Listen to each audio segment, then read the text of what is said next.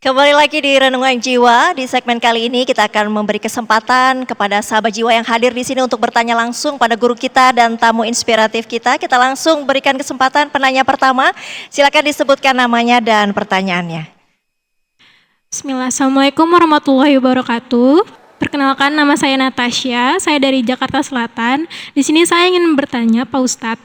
Sebelumnya saya ikut tes kuliah dan di situ ada dua pilihan, pilihan utama dan pilihan kedua. Untuk pilihan utamanya saya pilih untuk pilihan saya sendiri dan pilihan keduanya saya pilih aman aja. Nah, lanjut, saya sering bersolawat, saya sering berdoa kepada Allah. Saya ingin untuk lolos pilihan satu dan saya ingin skor saya di atas rata-rata. Namun setelah saya melakukan tes, skor saya memang di atas rata-rata. Namun saya hanya lolos di pilihan kedua saja, Pak Ustadz. Gimana caranya saya tawakal kepada Allah, saya bersyukur dan saya benar-benar menyerahkan semuanya kepada Allah, Pak Ustadz. Terima kasih. Baik, oke. Yang pertama, biar kita bisa tawakal sama Allah, yang pertama dan paling utama adalah segala sesuatu yang dipilihkan Allah itu pasti baik. Walaupun kadang bertentangan sama kok begini sih, ya. Itu kita rasain kan? Kayak contoh ibu-ibu ngelayanin suami masak, nggak dipuji, sebel kan? Nah, tapi kan di situ latihannya. Latihan apa? Latihan untuk bersandar sama Allah bahwa saya masak biar dapat pahala, bukan biar suami senang. Tapi biar Allah yang senang. Jadi yang pertama adalah segala sesuatu yang dipilihkan sama Allah pasti baik. Nah, kalau sesuatu yang baik dari Allah, nggak mungkin salah. Nggak mungkin salah. Nah, yang kedua, biar kita bisa tawakal, yang kedua adalah, kalau itu baik dari Allah, pasti Allah punya tujuan. Oke?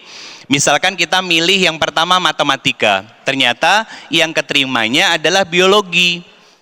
Bisa jadi malah jurusan biologi ini nanti malah menyelamatkan kita dalam banyak kebaikan. Contoh, saya kuliah sarjana ilmu komunikasi dan magister manajemen. Saya asesor ISO 9001 quality management. Sekarang jadi ustadz. Pertanyaan saya, pernah saya minta sama Allah? Enggak. Tapi saya ikuti jalan yang Allah mau. Apa? Saya ketemu banyak guru, ya, dinasehati, belajar tentang fikih, tentang sirah, tentang tazkiyatun nafs, tentang kehidupan, bahkan tentang Al-Quran. Akhirnya apa? Saya pernah ditanya sama guru saya begini, apa hal positif yang dimiliki oleh Ananda? Saya cuma bilang apa? Saya cuma bilang berdasarkan apa yang pernah beliau sampaikan ketika beliau menguji saya dalam sebuah kasus. Apa kata beliau? Saya termasuk orang yang alhamdulillah cepat belajar, susah lupa. Itu kata beliau. Akhirnya saya manfaatin untuk dakwah. Maunya kita? Bukan. Makanya Allah bicara tentang di surat Al-Baqarah bahwa segala sesuatu yang baik menurut Allah pasti baik menurut kita.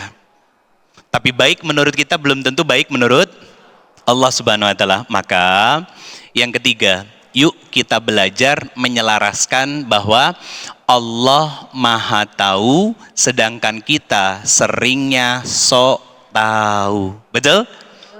Maka belajar untuk menundukkan hati kita kepada Allah Al-Alim, Allah yang maha mengetahui, Allah Al-Wakil, Allah yang akan mengurus semua kehidupan kita. Biar apa? Cuman satu, hidup kita tenang. Seperti yang dirasakan sama beliau. Nggak ngerasa kekurangan rezeki, selalu diberikan sama Allah. Termasuk hidayah yang sekarang beliau nikmati ini, itu pun rezeki paling besar dibandingkan semua materi popularitas yang beliau terima selama ini. Masya Allah. Kita langsung ke penanya kedua, silakan sebutkan nama dan pertanyaannya. Bismillahirrahmanirrahim. Assalamualaikum warahmatullahi wabarakatuh. Waalaikumsalam. Nama saya Frisma, saya tinggal di Jakarta Timur. Saya dulu orang tua saya tuh ada lah gitu.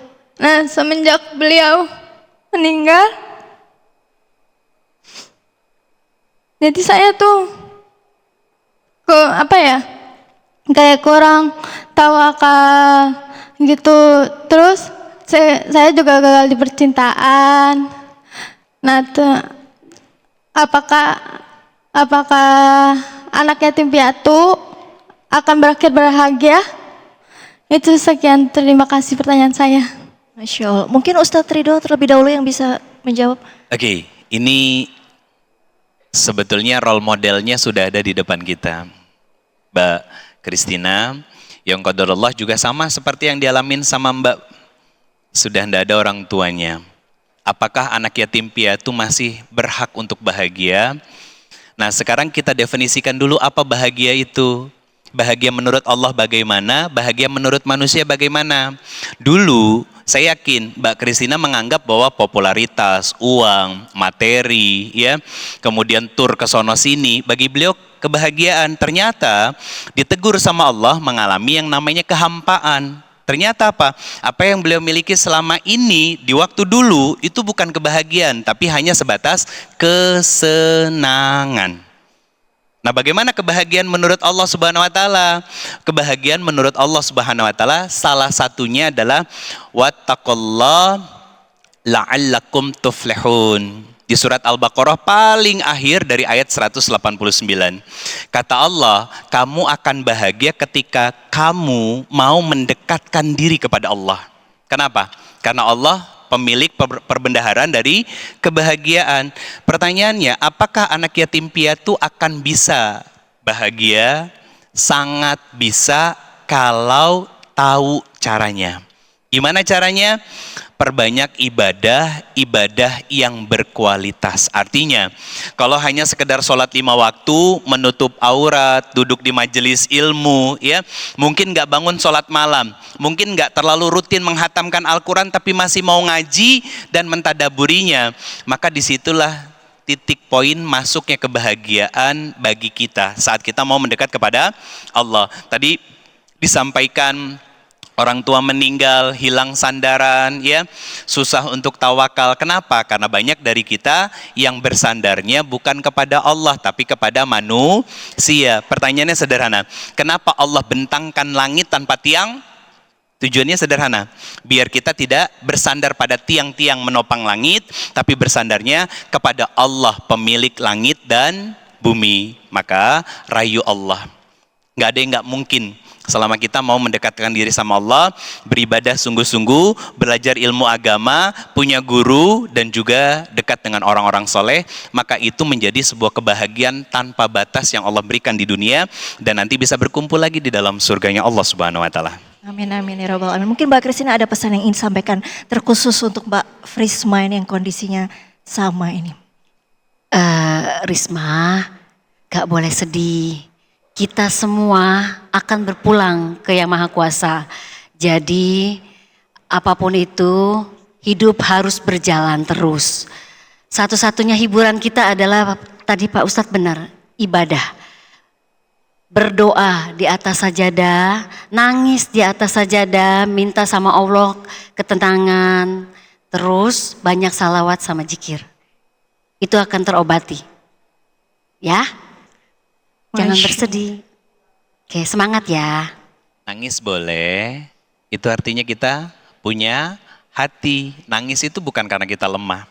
Nangis itu karena kita punya hati dan Allah melihat menatap kita. Satu ayat, ala bizikrillahi tatmainul qulub.